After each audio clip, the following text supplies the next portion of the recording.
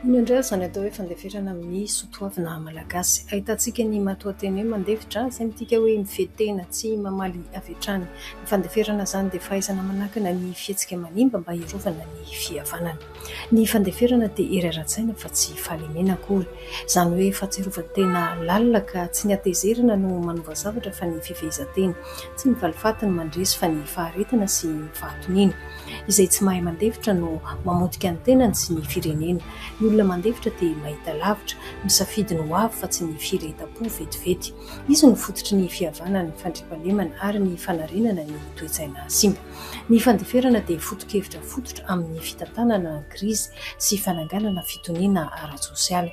Ny fitantanana miorina amin'ny fandeferana izany dia mandrisika ny fampiresahana fa tsy miherisetra, mampiroborobo fanapahan-kevitra mandanjalanja sy maharitra, misoroka fikorontanana ady an-trano ary fizarazarana, manangana fitokisana sy fihavanana eo amin'ny fanjakana sy ny vahoaka.